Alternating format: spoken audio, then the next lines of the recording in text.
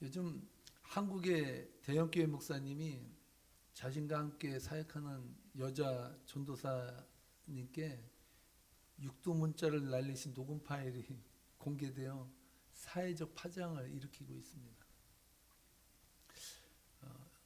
이 여자 전도사님에게 제대로 일 처리를 못한다는 이유 때문에 막 욕을 날린 거예요.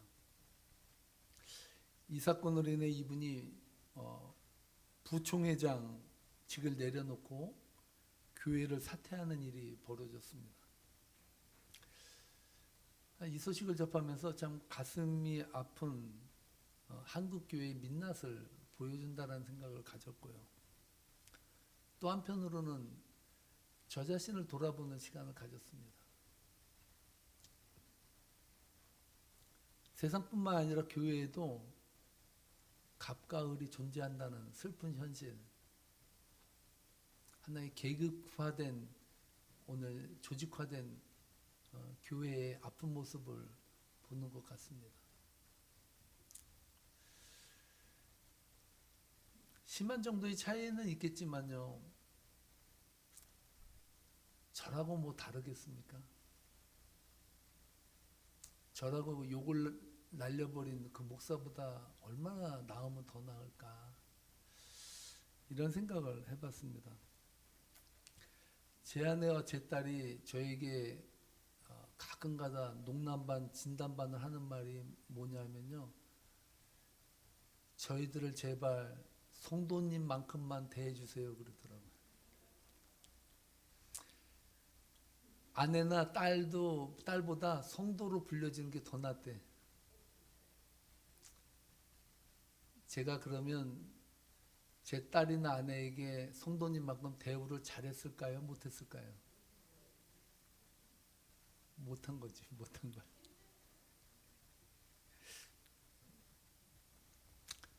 그 말을 듣는데 맨 처음에 웃었는데 가만 생각해 보니까 맞는 말이야. 맞는 말이야. 맞는 말이야. 여러분, 가까울수록 소홀히 대할 수 있고 함부로 대하고요, 신경을 덜 쓸 수 있는 거예요. 성도님들은 어떻습니까? 여러분들은 가족을 남보다 더 귀하게 대하십니까? 그런 분이 있다면 오늘 설교를 안 들으셔도 될 것 같아요.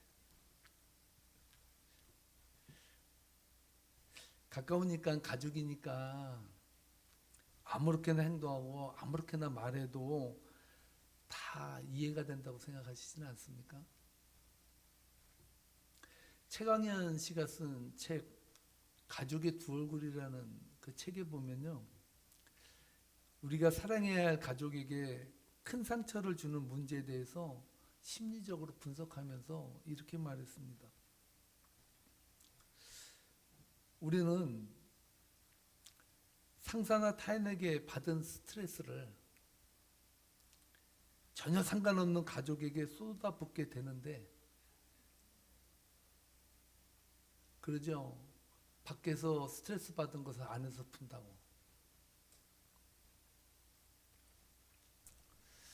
이러한 현상이 일어나는 이유를요, 가족은 나를 떠나지 아니할 것이라는 안전함을 담보로 가족을 정서적 쓰레기통으로 여긴다는 거예요.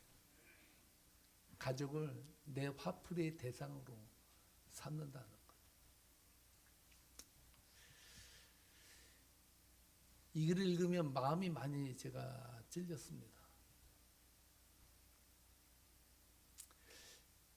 제 동생이요, 저에게 약간 마음의 상처를 받았던 거를 지금도 얘기하는 게 있는데, 제가 학교 다닐 때 시험 공부를 한다고 내가 잠을 자니까 몇 시에 깨우라 그런 거예요. 근데 제 동생이 이제 그 시간까지 자기도 뭐 어디 아무것도 못하고 저를 깨우기 위해서 기다리다가 그 시간이 돼서 저를 깨웠어요. 근데 무의식 중에 일어나서 걔 뒤통수를 한 대 때리고 또 잤어요. 왜 깨우냐고. 그 얘가 혼자 앉아가지고 훌쩍훌쩍 우는데 생각해 보니까 제가 깨우라 그런 거야. 그래서 무지하게 미안해서 자는 척하고 계속 있었습니다. 갑과 을이죠. 갑과 을이야. 정혜신이 교수가 쓴 책 당신이 옳다에 보면요, 우리가 가까운 이들에게 얼마나 공감에 인색한지를 이렇게 비판하고 있습니다. 한국 사람들이 가장 많이 쓰는 말 중에 하나가 우리가 남이가라는 말이라고 합니다. 우리가 남이가. 참 친근하게 다가오는 말이지만 한편으로는 당연히 남인데 우리라는 틀로 묶어버리는, 오히려 더 친근감이 구속감으로 느껴지는 것을 당연히 여길 수도 있다는 생각이 듭니다. 우리나라 사람들은요, 가까운 사람들이 힘들어할 때 그 감정을 이해하고 공감해 주기보다는 충고, 조언, 평가, 판단을 내린다고 합니다. 누가 내가 좀 마음속에 아픈 문제나 상처가 있어서 그것을 털어버리려고 함께 이야기를 하면 그 이야기를 가만히 들어주면 되는데 꼭 그 문제에 대해서 평가하고 판단하고 결론까지 내려준대.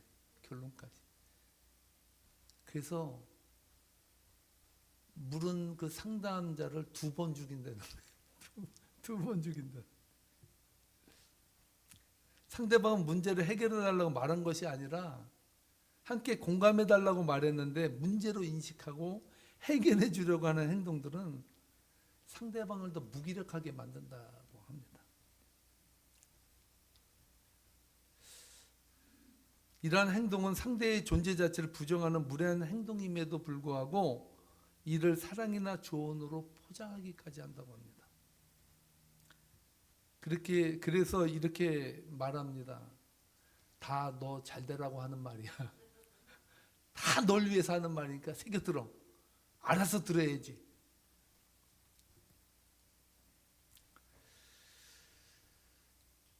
정혜신 교수님은 말 속에 숨은 폭력성을 경고하면서 아무리 가까워도 타인은 타인임을 인정하라고 말합니다. 내가 아닌 상대방은 누구나가 다 타인이에요. 그런데 한국 사람들은요, 내 분신으로 생각해. 나의 또 다른 나로 생각해요. 그래서 그 상대방을 나로 만들어 버리려고 그래요. 안 되면 화가 나죠.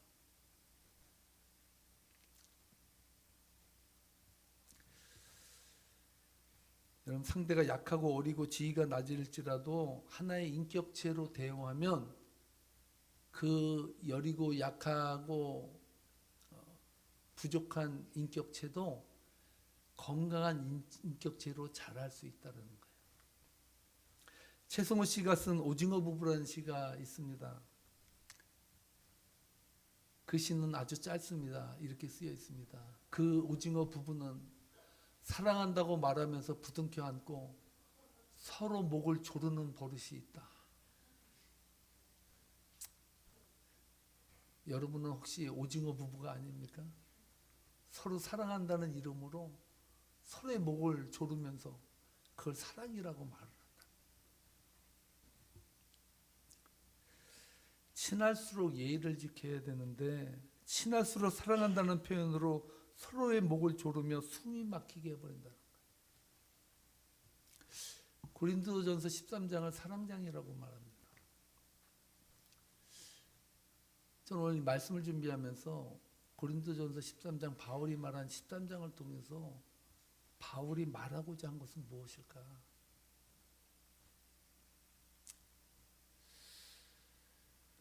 그것은 따라하시 바랍니다. 사랑도 배워야 한다. 3살 버릇 8까지 간다잖아요. 옛날 어릴 때 어머니한테 그냥 무식하게 터지면서 받았던 그 교육이 인생의 전부를 알면서 그렇게 자식들을 또 키우는 거예요. 근데 그런 사랑도 배우지 아니하면 올바로 사랑할 수 없다라는 것을 말하기 위해서 바울이 고린도전서 13장을 썼다고 봅니다. 사랑이라는 명목으로 가깝다는 생각으로 우리는 타자에 대해서 얼마나 무례한 말들을 쏟아붓고 있습니까? 그래서 바울이 말해요. 사랑은 무례하지 않는다고. 그 의미가 뭡니까? 사랑은 내가 상대방에게 행사할 수 있는 바운더리를 정해놓는 거예요. 그 바운더리를 통해서 상대방을 인정해 주는 거예요. 그래서 무례하지 않게 넘어가지 않는 선을 만들어 놓는 게 사랑이라고 말하고 있습니다.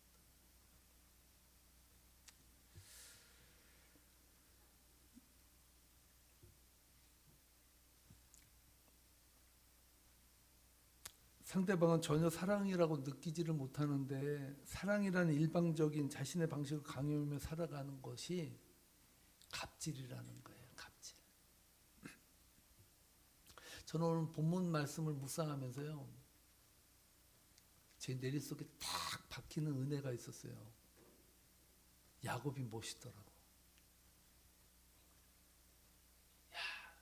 여러분도 아마 이 야곱의 이야기에서 김 목사가 어떻게 이런 생각을 했지? 라고 생각할 정도로, 제가 생각한 게 아니라 하나님 영적으로 저에게 은혜를 부어서 보게 하셨다고 저는 생각을 해요. 정말 야곱이 탁월한 게 있었어요. 튼실한 양과 염소는 얼룩배기로 출산되고 비리비리한 놈들만 골라서 라반의 양으로다가 만들어버렸잖아요. 라반이 결과를 딱 보니까 자기 양은 얼마 되지도 않는데 다 비리비리해. 털도 빠지고 볼품 없고 튼실하지도 않는데, 얼룩배기 양과 염소들은 완전히 튼실해가지고 그냥 살이 삐져나올 정도로 그냥 엄청 건강한 양과 염소들이 막 굴러다니는 거예요. 여러분이 라반과 라반의 아들들이라면 눈 돌아가지 않아요? 오늘 그 얘기를 1절에서 말하고 있거든요. 1절 말씀 함께 읽어보겠습니다. 야곱이 라반의 아들들이 하는 말을 들은즉 야곱이 우리 아버지의 소유를 다 빼앗고 우리 아버지의 소유로 말미암아 이 모든 재물을 모았다 하는지. 저는 이 대목을 읽으면 얼마나 배꼽을 잡고 웃었는지 지금도 웃음이 나와. 라반의 아들들이 하는 말이 달랑 비실비실한 놈들을 보고 완전 실망해가지고 야곱이 우리 아버지 소유를 다 빼앗고 우리 아버지의 소유로 말미암아 이 모든 재물을 모아버렸다 이렇게 말했다는 거예요. 현실이지, 현실. 라반의 아들들이 위기의식을 느낀 거죠. 이러다간 야곱의 가축들이 자신들의 가축들보다 더 많아지고 완전히 자기네 집안을 말아먹을 것 같은 위기의식을 느낀 거예요. 라반의 아들들만 그러냐? 라반은 또 한술 더 뜨자는 사람이잖아요. 이스라엘 말씀에 보니까 라반에 대해서 이렇게 말합니다. 함께 읽겠습니다. 야곱이 라반의 안색을 본즉 자기에 대하여 전과 같지 아니하더라. 자신의 양을 가지고 여러분 튼실한 것만 보냈잖아요. 사흘 길을 멀리 딱 보낼 때 얼마나 박수치며 보냈어요. 야곱 잘해, 너만 믿는다 하고 보냈는데 나중에 보니까 다 얼룩배기 양과 염소로 돌아온 걸 보고 완전히 안색이 간 거예요. 쉽게 얘기하면 요새 젊은이 말로 맛이 간 거야. 맛이 가버려서 화가 나는 거예요. 야곱이 생각했어요. 이러다가 이렇게 계속하다가는 라반한테 외삼촌한테 맞아 죽겠다고 생각한 거예요. 하나님께서 가라 그랬으니까 야 빨리 이거 가야겠다 이런 생각을 딱 가진 거예요. 근데 이 대목에서 야곱이 다른 점을 발견하게 돼요. 야곱은요 14년간 라반 밑에서 뭐 때문에 일했습니까? 두 아내를 얻으려고, 레아와 라헬을 얻으려고 14년 동안 바쳤어요. 그러니까 레아와 라헬이 야곱에게는 뭐예요? 재산이야, 재산. 왜? 14년간 일해가지고 얻은 재산이야. 그 당시 문화로 보면요, 여자는 뭐라 그랬어요? 인구에 속하지 않았어요. 인구를 계산할 때 여자를 뺐어요. 아이들도 뺐어요. 오직 장정 남자들만 그 수를 셌어요. 그러니까 여자도 하나의 물건에 불과한 거예요. 물건으로 따질 수 있는 거예요. 미안한 말이지만 그때 태어나지 아니하신 것을 축복으로 여기시기를 주님의 이름 축원합니다. 정말 여러분 진짜 축복받은 거예요. 그 당시엔 그랬다는 거예요.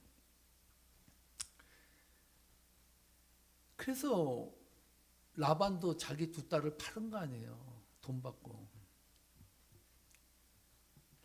그런데 오늘 이 본문 말씀을 읽으면서 제가 마음속에 딱 들어온 생각이 있어요. 뭔지 아세요? 야곱이 위대한 점이요. 자신이 돈으로 산 아내들을 종으로 여기지 아니하고 동반자로 여겼다는 거예요. 동반자로 여겼다는 거예요. 여러분, 요즘도 여자를 무시하는 세상인데 그 당시에 여자를 물건 취급하며 사고 파는 그 시대 속에서 야곱이 한 행동을 한번 가만히 보세요. 남다르다는 거예요. 남다르. 4절 말씀인데요. 함께 읽어보겠습니다. 야곱이 사람을 보내어 라헬과 레아를 자기 양떼가 있는 들로 불러다가, 야곱이 사람을 보냈어요. 자기는 들에 있고 사람을 보내서 야 라헬과 레아 내 부인을 양떼가 있는 들로 오게 하라 그랬어요. 자, 여기서 문제 드릴게요. 왜 야곱은 자신의 부인들을 들로 불렀을까요? 첫째, 만찬을 베풀기 위해서. 둘째, 라반의 소나기에서 벗어나서 이야기를 좀 하려고. 몇 번일까요? 잘 맞히시네요. 라반이 자신이 말하는 걸 들으면 뭔가 다른 계획을 할까봐 조용히 들판으로 부른 거야. 당신들 아내들 오십시오. 그래서 들판으로 부른 거예요. 여러분 그 말 있잖아요. 남말은 새가 듣고 반말은 쥐가 듣는다고. 그거를 피하기 위해서 부른 거예요. 이게 배려 아닙니까? 야곱과 아내 사이에 마음 편히 말할 수 있는 안전지대를 만들었다는 거예요. 안전지대를. 야곱이 현대인은 아닌데요. 뭔가 아는 사람이죠. 대화할 수 있는 좋은 분위기를 만든 것이에요. 여러분 그래서 한 가지 팁을 드리면, 남자 성도님들이 무드가 많이 없으신데 저만 없나요? 여러분 뭔가 가족의 이야기나 아내에게 소중한 이야기를 할 때는 꼭 집구석에 박혀서 얘기하지 마시고, 예? 그렇게 있으면 집구석이 되는 거예요. 그렇게 하지 마시고 조용히 좋은 레스토랑에도 불러서 칼질을 하든지 포크질을 하든지 뭐를 하든지 분위기를 딱 만들어주는 거예요. 제가 오늘 여자 성도님들에게 많이 인기가 올라갈 것 같습니다. 그래서 그런 이야기 했잖아요. 한국 사람들은 너무 무드가 없다고. 그래서 어느 노부부가 낱말 맞추는 퀴즈대회에 가가지고 남편이 아내에게 설명했잖아. 천생연분이라는 그 단어를 딱 보여주니까 아내에게 설명하는 거잖아요. 여보, 당신과 내가 어떤 사이요? 그랬더니 이 할머니가 한치의 망설임도 없이 왼수! 이러는 거예요. 아니 그 말고 내자로 모여, 내자로. 그러니까 이 할머니가 평생 왼수! 이러더니 이 할아버지는 천생연분이라는 말 들을 줄 알았더니 평생 왼수 소리 들은 왼수. 야곱이 아내를 자신이 산 종처럼 대했다면 뭐라고 말했을까요? 야, 네 아버지가 안색이 별로 안 좋아. 보면 뭔가 일을 칠 것 같아. 그러니까 몇 날 몇 시에 우리가 튈 거니까 짐 싸. 그렇게 말해도 하나도 이상하지 않아. 그 당시 문화로. 근데 야곱은 그렇지 않았다는 거야. 제가 놀랐어요. 부인을 불러다 모아서 그 들에서 조용히 이야기를 했다는 거예요. 야곱이 아내들을 설득하는데 얼마나 지혜가 있는지 절대로 아버지를요 부정적으로 이야기하지 않아요. 생각해 보십시오. 아내 입장에서 미운하거나 자기 아버지잖아요. 근데요 야곱은 자신이 지금 처한 문제를 이야기할 때 사실대로 사실의 문제를 다루지 거기에 자신의 감정을 섞어서 이야기를 전달하지 않는다는 거예요. 이게 진짜 지혜로운 거예요. 진짜 지혜로운 거예요. 야, 네 아버지 나를 마치 속여가지고 그렇게 사기치고 말이야. 무슨 불안당 같은 아버지가 어딨냐. 야, 그런 아버지가 나한테 이렇게 대했어. 그러니 우리 떠야 되지 않아? 이렇게 말하면 아내 입장에서는 그래도 내 아버지야 이렇게 말할 수 있다는 거예요. 야곱은 그렇게 안 말해. 사실만을 이야기합니다. 사실만을. 진짜 그런지 6절로 7절 말씀 한번 읽어볼까요? 함께 읽겠습니다. 그대들도 알거니와 내가 힘을 다하여 그대들의 아버지를 섬겼거늘 그대들의 아버지가 나를 속여 풍삿을 10번이나 변경하였느니라. 그러나 하나님이 그를 막으사 나를 해치지 못하게 하셨으며. 여기에 야곱의 감정이 들어간 단어 하나라도 있어요? 야, 내가 얼마나 분통 터졌는지 알아? 풍삿을 10번이나 그렇게 사기쳤다고 나한테. 이렇게 안 말했다는 거예요. 사실대로 그 현상에 대해서만 객관적으로 이야기했던 객관적으로. 그대들의 아버지가 그대들도 알다시피 그 아내들이 아는 이야기들을 쭉 나열해서 설명했다는 거예요. 이게 지혜라는 거예요.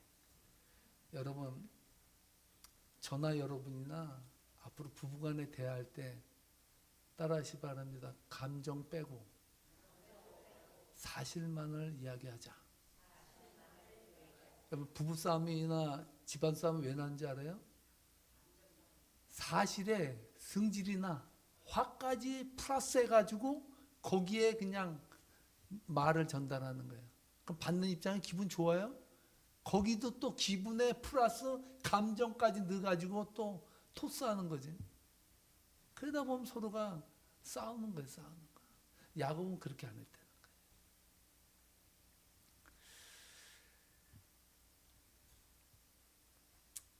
우리는 남을 설득하려고 할 때 감정을 넣어가며 자신의 생각을 강요하며 관철시키죠.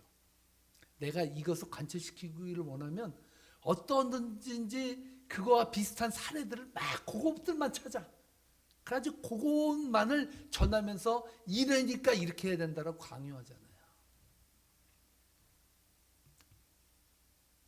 그러나 야곱은요 라반에 대해서 감정적인 이야기를 전혀 하지 않고 있습니다.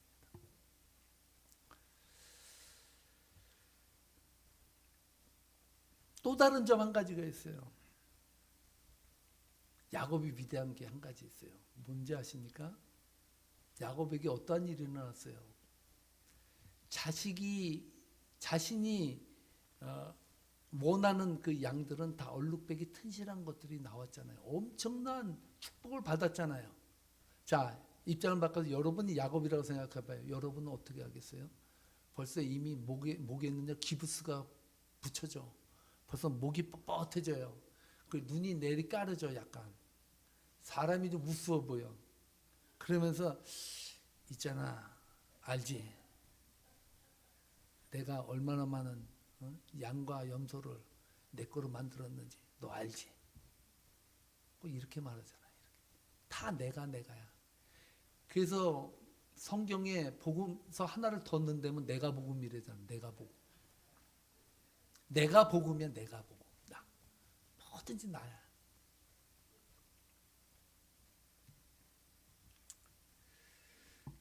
(7절로) (13절) 말씀인데요. 야곱의 위대함은요 철저하게 처음부터 끝까지 아내에게 이야기할 때 하나님을 빼고서는 얘기하지 않아요. 처음도 하나님이고 끝에도 하나님이에요. 그런지 한번 볼까요? 7절부터 9절까지 함께 읽어보겠습니다.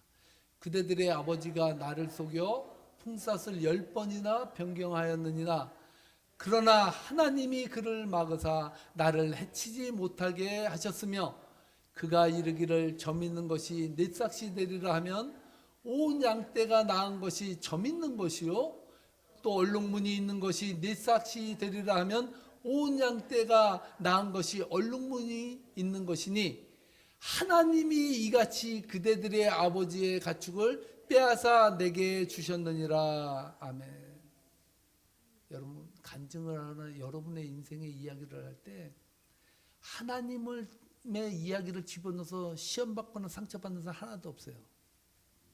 그런데 여러분들의 이름을 놓고 여러분들의 삶을 놓고 이야기해봐요. 그럼요 그때부터는 사람들이 맛이 가. 기분이 안 좋아. 속으로는 그래요. 그래 니 잘났다. 그렇게 말한다고요. 정말 지혜 있는 사람은요. 정말 인생을 하나님의 축복 속에 사람들이 사랑을 받고 살고 싶으면요. 절대 여러분 자랑하지 마세요. 여러분 나타내지 마세요. 여러분 나타내는 사람들은 수준 이하야. 성경적으로 수준 높은 사람은요. 하나님을 높으면서 자기도 따라 올라가.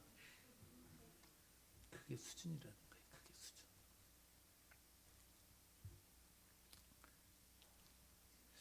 아내들이 볼 때 얼마나 신뢰가 가는 설득의 방법입니까? 야곱 자신을 부각시켰다면 반감을 일으킬 수 있는데요. 야곱은 자신을 철저히 배제시키고 있어요. 내가 한 게 아니라 우리 하나님이 해주셨어. 나는 하나님의 은혜가 아니고는 살 수가 없는 사람. 립서비스가 아니라 진실한 마음 속에서 나오는 울리는 영으로 말했다고요.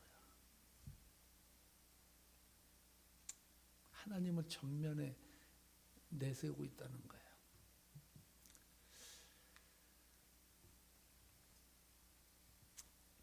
저는 오늘 말씀 묵상하면서 야곱은 설득의 대가라는 생각이 들었습니다.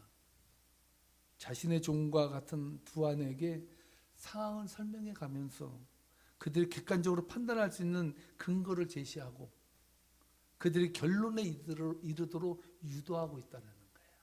결론은 누가 내린지 아세요? 야곱이 얼마나 위대한지 아세요? 야곱이 상황 설명 쭉 했어요. 그러니까 이렇게 해야 돼 라는 말도 안 했어요. 그런데요. 야곱의 아내들이 자발적으로 결론을 내려요. 놀라운 일이에요. 14절로 16절 말씀인데 그런지 아닌지 한번 볼까요? 함께 읽겠습니다. 라헬과 레아가 그에게 대답하여 이르되 우리가 우리 아버지 집에서 무슨 분깃이나 유산이 있으리요? 아버지가 우리를 팔고 우리의 돈을 다 먹어버렸으니 아버지가 우리를 외국인처럼 여기는 것이 아닌가? 하나님이 우리 아버지에게서 취하여 가신 재물은 우리와 우리 자식의 것이니 이제 하나님이 당신에게 이르시는 일을 다 준행하라. 아멘.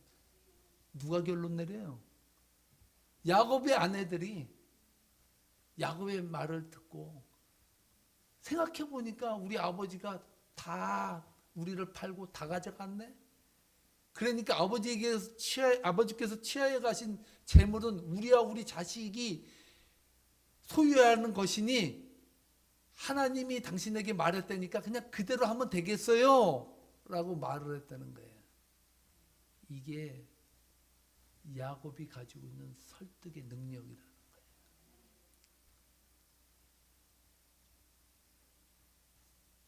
심리학자 로버트 치알디니는요 설득의 심리학이라는 책에서 이런 말을 해요.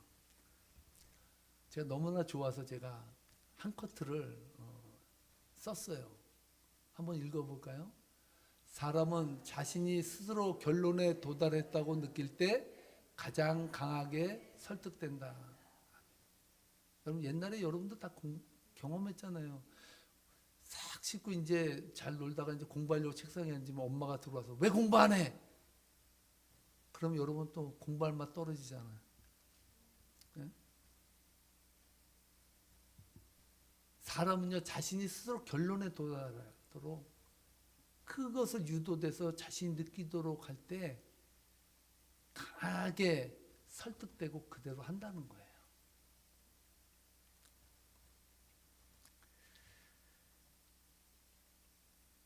야곱의 아내들이 확신에 찬 목소리로 야곱에게 말하지 않습니까? 아버지가 우리를 물건 취급하며 팔아버리고 우리의 돈을 다 먹어버리고 우리를 외국인처럼 대했으니 아버지랑 나랑은 무슨 관계냐? 그게 무슨 사랑의 관계냐? 이런 이야기들을 아내들로부터 하면서 당신이 원하는 대로 하나님께서 말했다는 대로 그렇게 우리는 따라갈게요 라고 말했다는 거예요.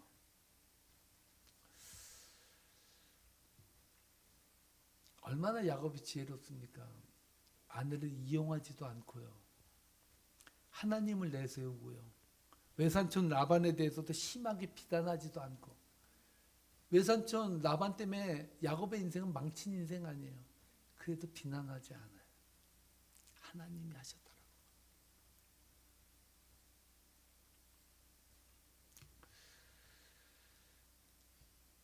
사랑하는 성도 여러분,